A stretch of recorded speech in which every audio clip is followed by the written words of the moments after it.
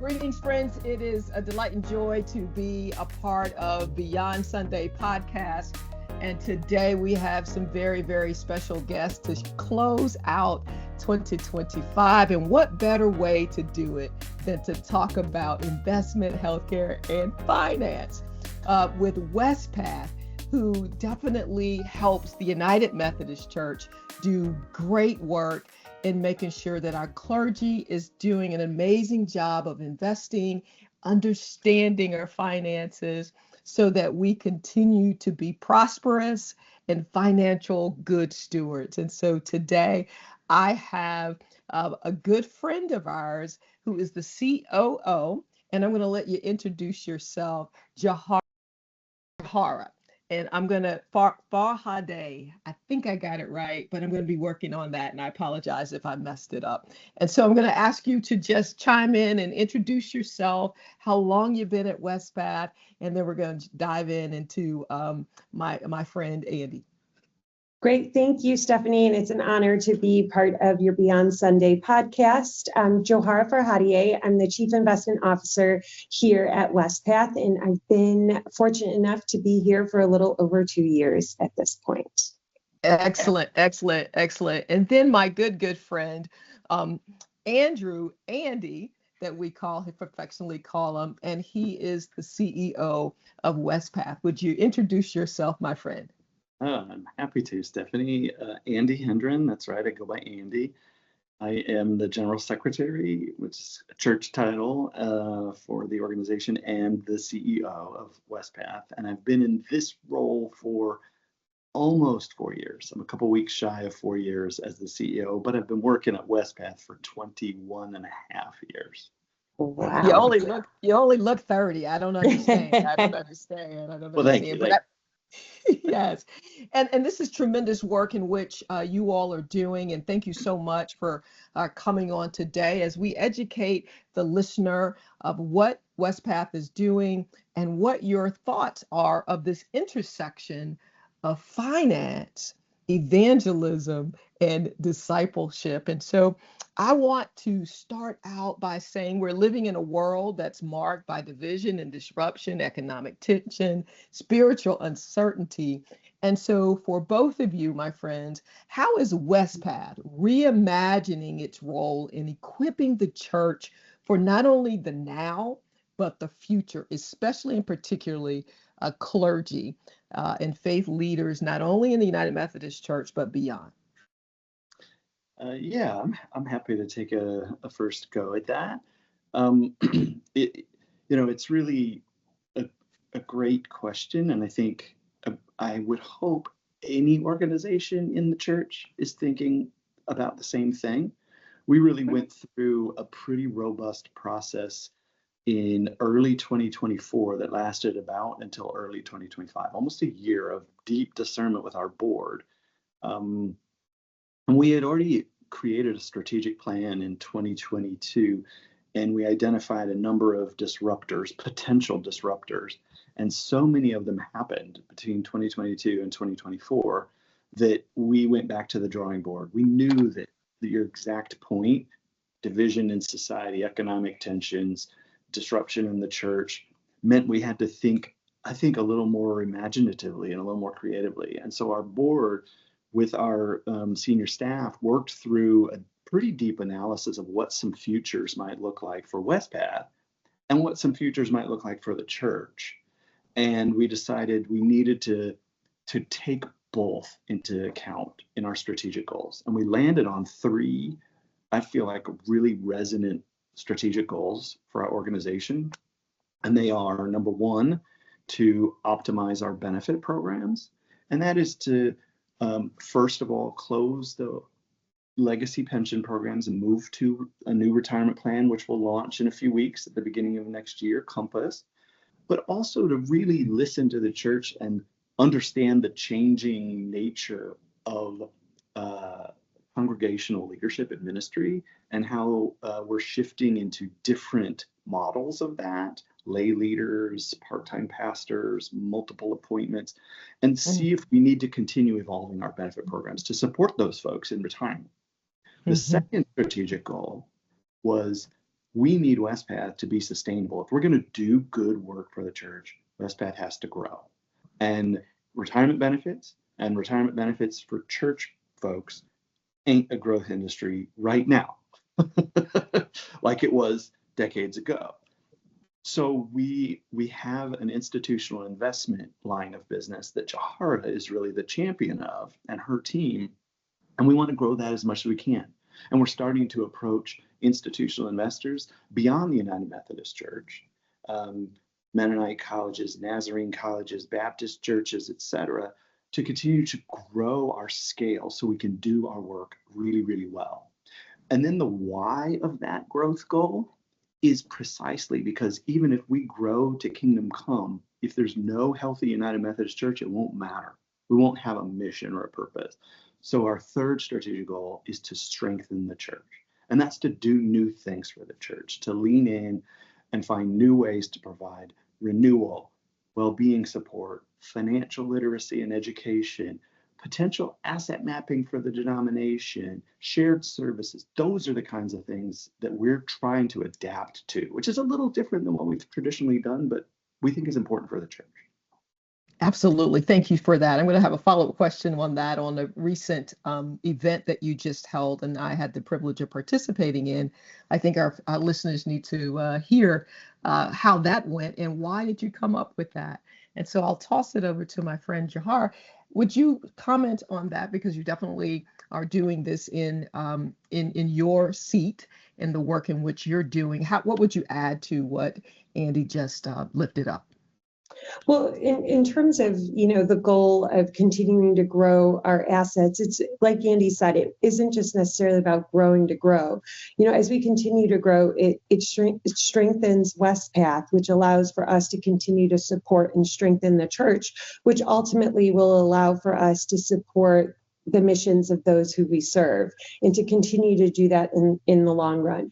Really, we're doubling down on our commitment to continue to be a long-term thinking entity for the church, to continue to spread the values alignment beyond just the UMC and partnering with others.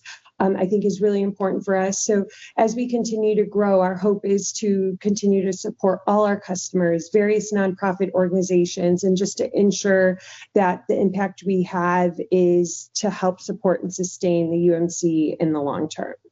Thank you. Thank you so much. Andy, I'll come back to you as your principles in which you just identified. Could you share with the listening audience something tangible that you just recently did to ensure that the church, because it was United Methodist there and there were AME there and there were AME Zion at the gathering. Could you share a little bit about the vision of the gathering, what the context of the gathering, as well as the outcome? Yeah, I'm happy to. It was a gathering that I consider one of our most successful events that maybe we've hosted in decades. We gathered about 50 to 60 clergy, or I would say congregational leaders to be inclusive. They were part-time pastors, part-time local pastors, licensed local pastors, pastors serving multiple charge appointments, pastors serving very small appointments, certified lay ministers in the United Methodist tradition, lay speakers, a couple of them, and a few pastors from the AME Church. And we provide retirement services to the AME Church as well as to the United Methodist Church. And the AME Church happens to actually be quite a bit ahead of the United Methodist Church in adapting to new models of congregational leadership. And in particular, that is bivocational ministry. People who have a job, maybe in a secular industry, but also lead a congregation at the same time. In some of our Black Methodist traditions, that's been sort of a working model for much longer than it has been in the UMC. So we gathered these folks. The genesis of the idea, I have to credit two bishops. One is Bishop Cedric Bridgeforth in Pacific Northwest, and the other is Bishop Cynthia Harvey in Texas and Rio, Texas, because they approached me and really wanted to noodle through what does gig work mean for clergy? What does part-time ministry mean? What does bivocational ministry mean? And what does it mean? How can we support certified lay ministers? Because in some of their rural contexts, that's who they're appointing. all over the place. Mhm. And it intrigued me deeply. And we had a successful event in 2024 called our CLEAR event, Clergy Leadership, Engagement, and Reimagining Conference. We learned so much from that. I thought, what if we replicated that, but with these new models of ministry, these leaders? And it was fantastic. I think it was the first time like a real organized effort was put together to listen to these folks deeply, to gather them. They met each other from all across the country. They don't have the same kind of networks that ordained elder seminary track kind of clergy have. And we learned a ton. Absolutely. It was definitely a wonderful event that was actually very, very tangibly impactful. And so we thank Wespath and our bishops who engaged. Very diverse group that was there, who are in great need and want to be heard, and I believe 100%. And they were heard. We want to thank you for your support of that event as one of our facilitators, which was really great. Listen, it was a privilege just to be in that number with the people who were leading. I counted a high privilege.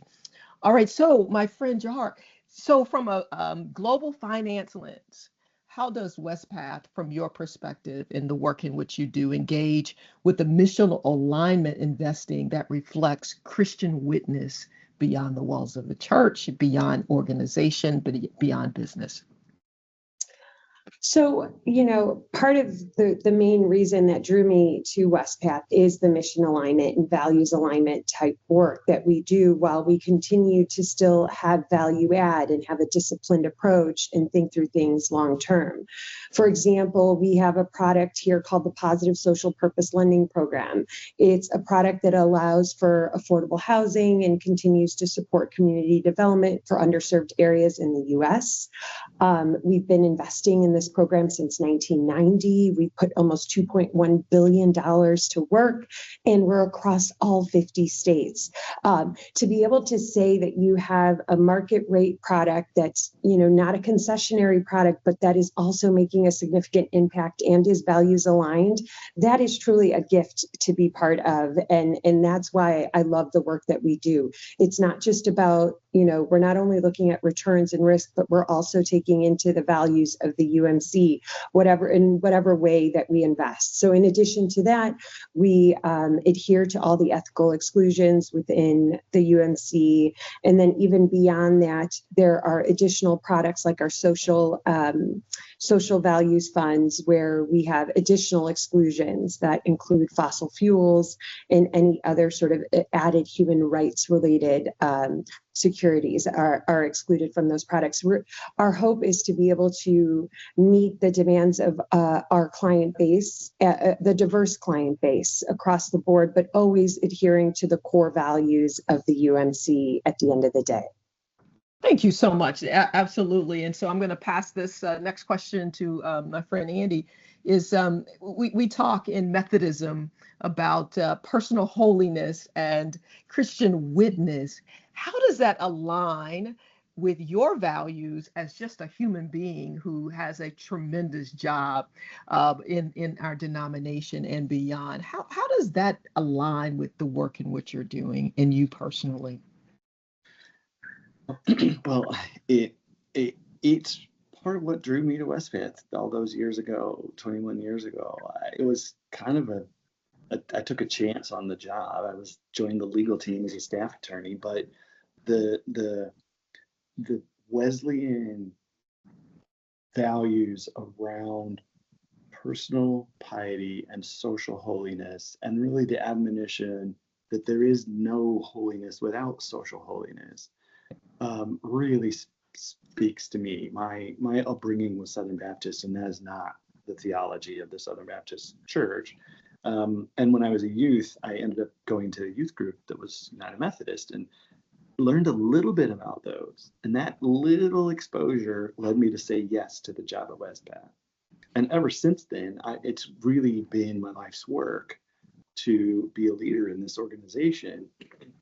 And as a result, it drew me back into faith. My work drew me back into, being a regular congregation member of a United Methodist local church. So putting those two together really matters. And what I will tell you is so meaningful to me is that it drives the 300 people that work at Wespath. That combination of values really drives all of us. And I will tell you, I had new employee meetings and we have a very, very diverse workforce. We're in the Chicagoland area.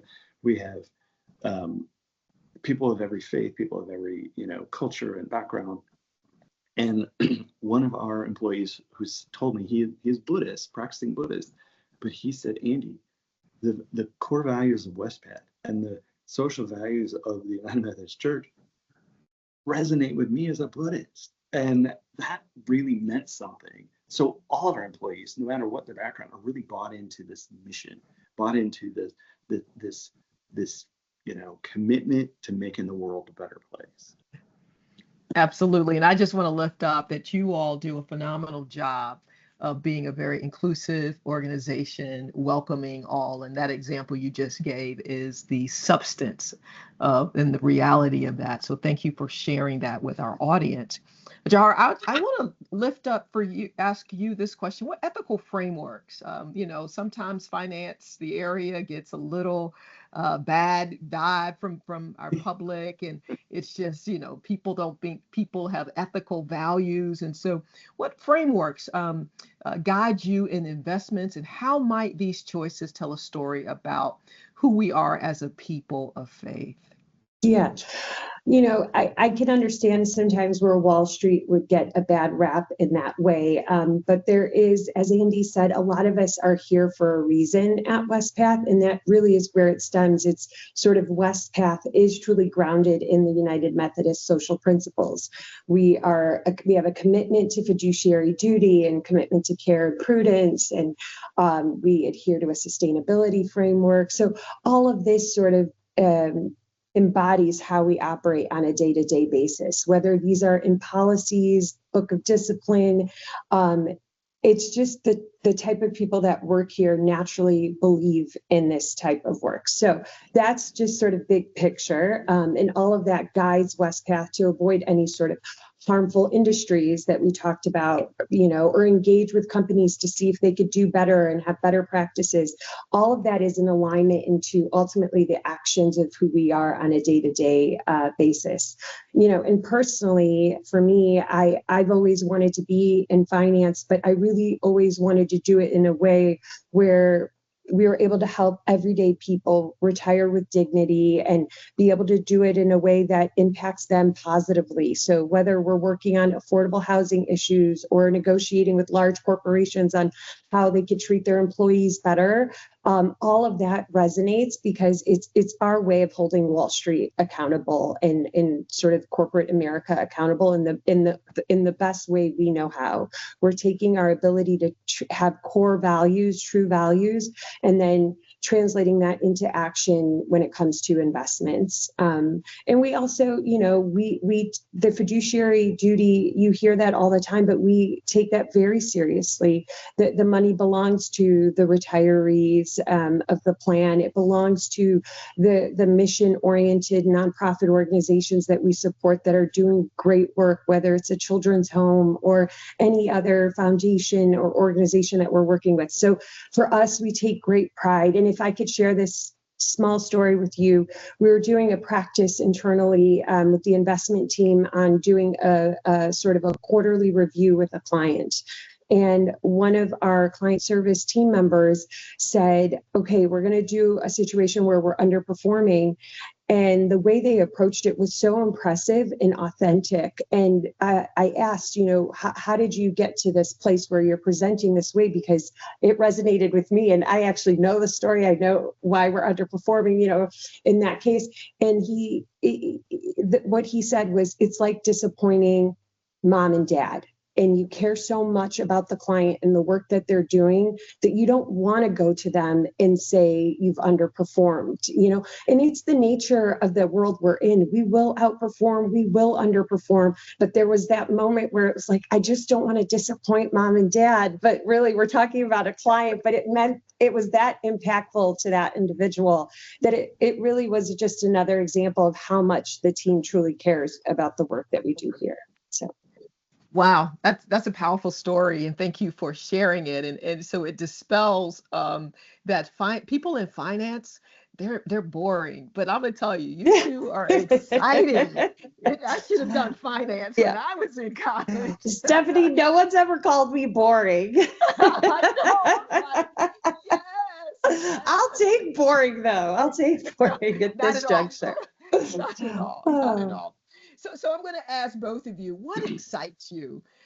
And clearly you're excited about the ministry in which you're in, and I'm calling it a ministry because I'm a clergy person. But what excites you most about the future of the church and how Wespath hope to contribute to the emerging vision, this new season in which we're in? And some say it's really bad, but I also see it's plenty of opportunity. And so to both of you, what excites you about the future of the church, as well as you all being a part of that process?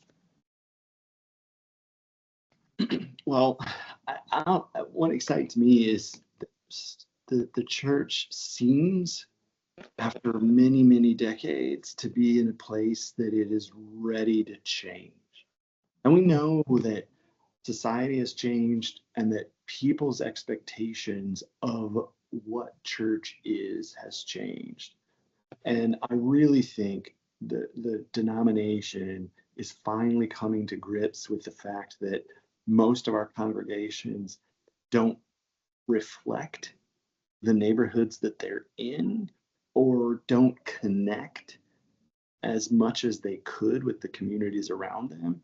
And I think because we've come to that realization, now I sense this like deep readiness to shift the narrative, to actually truly engage with communities, to sort of reignite that revival spirit of evangelism with a small e, of like really being this crazy inviting church, in, but not pulling people necessarily into a building, but pulling them into a community, going to where people are. And I think the church is in a place where Wespath can help. And what I'm excited about is our Strengthen the Church strategic goal, because some of the things that we're experimenting with there, exploring there, are how might we put together some information hub for local congregations to understand what are our options, how might we better utilize the building that we have in the times when it's empty and it's not being used for worship, or how might we partner with other organizations to find new ways to share resources and spaces for shared ministry, for mission support. I think Wespath, because again of our blessing of scale and our blessing of talent, can help. We're not going to be the ones who vision out what that future is, but as a support organization, if we can help church leaders vision out that's just I think a really wonderful addition to what we do for the church. Excellent. Johara? So still being relatively new to the church, and being able, though, fortunate enough to say that I was able to attend General Conference in the beginning of my time, and really going with open eyes and not fully knowing a lot. So just really taking it all in.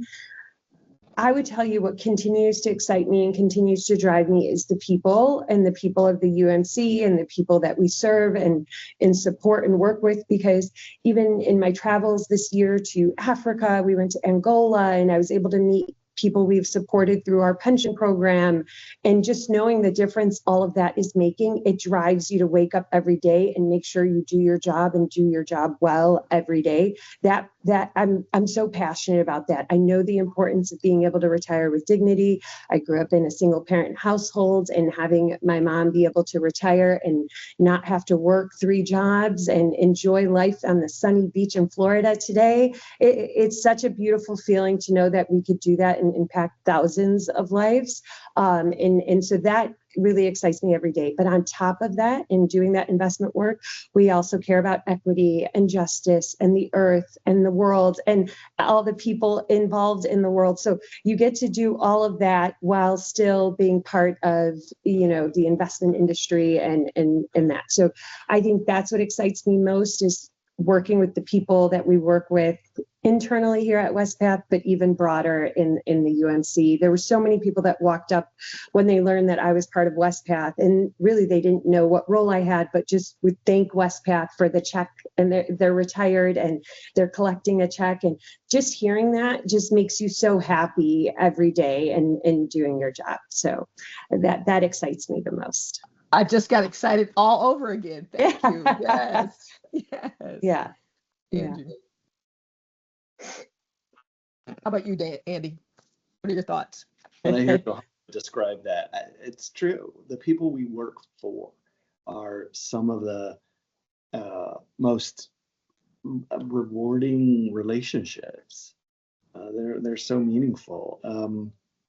And in these roles that Johara and I have, we do get to experience some of that real work in the field. Our trip to Africa this summer was a really powerful reminder that the church is thriving in Africa, and the church in America is going through what I described a little bit ago. But what that, I don't know, what I feel like is finally connecting is that in Africa, in particular, church leaders look at everything as the mission field. And in the US, for so long, it has been about protecting what has been or what we have. And it hasn't been about looking at everything, at every neighborhood as the mission field. And I think we've got a lot to learn from our African siblings in that regard. And well, lo and behold, we're a worldwide church, and we get to learn from our colleagues in African and Philippines context. So that's actually pretty cool. Thank you. Yeah, that's excellent. That's excellent. And last words to you both. What would you offer the listener today of this intersection of finance, Wespath, and the church and our charge in the world? What words of hope would you offer up to our listening audience? The first thing that comes to mind is to accept change, see it as an opportunity. I think the church is evolving, and with all of that disruption, there's always some sort of opportunity there to continue to strengthen the UMC. And then separately, I wouldn't be me if I didn't say to save as much as you can for the future and retirement, and invest and ask all the questions that you can if you don't understand how your retirement is set or how you're investing. So to your last question, Andy, because you said something that I want to make sure the listener knows, at the conclusion of what you're getting ready to say, how do people connect, particularly clergy? I'm talking the clergy who are there. How do we connect to ensure that we're saving and that we are connected to know what our well-being is financially? Yeah. Well, I'll start by going back to something Johara said about saving all she can. That was part of John Wesley's sermon on the use of money. Earn all you can, save all you can, give all you can. And giving is a big part of it. And I think that's an important, not only stewardship lesson, but evangelistic lesson for all of us to go back to. I agree with Johara that we would like all of our participants and everyone in the United Methodist Church to live by those words. Earn all you can, save all you can, give all you can. Where I have like some really deep hope about some of our work in the institutional investing space. Actually, that Grow WII, a lot of people ask why grow, or why go to anybody beyond United Methodist organizations? And I think it's deeply rooted in evangelism. We are taking all of what Johara described in our values-based investing and our deep care for making a difference in the world to other groups. They are getting United Methodist Wesleyan values in their investment portfolio, even though they might be, a Mennonite or Nazarene or some other related faith tradition. And I think that's a powerful beacon that we serve.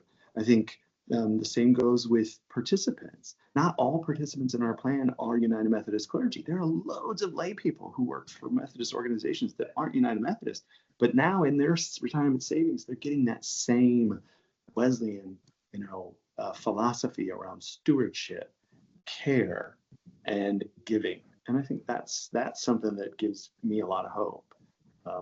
As far as how people can connect, Wespath has a website, wespath.org. We have social media handles on LinkedIn, Instagram, Facebook, loads of resources for any of your listeners who are in the plans or who want to explore whether they're eligible to be in our retirement plans or whether they have an endowment that might be eligible to be invested by us. Visit our websites, connect with us. We have a 7-day-a-week call center. People can dial in there if they prefer to talk to a human, but loads of digital ways to connect with us, to learn the resources we have for your financial well-being, your physical, spiritual, and emotional well-being through our wellness program, and our institutional investing offerings. Wow, this has been powerful, and we thought it was just about money. And it's not. It's bigger. It's greater than that. And we pray for Wespath and all that you do for the listening audience. I just want you to know that if you've ever been to a Wespath, I'm going to tell you that on their wall in their great gathering room, they put their values on the wall. So you don't have to guess as to what they say and who they say they are. It's written all over. And they also, just for the Christian listeners there and non-Christian listeners, they have a weekly, every Wednesday, 9:30 Eastern Time, Central Time, where they actually have a prayer circle, a time of talking about faith. And it doesn't matter what your faith background is. It is amazing. And this is the kind of institution in which I can speak. The United Methodist Church is just blessed to have a part of, and all of those that are beyond. So thank you both for your time. I know you're extremely busy human beings, leaders, family members. So thank you again. And to the listeners, blessings to each and every one of you. Thank you. Thank you, Stephanie.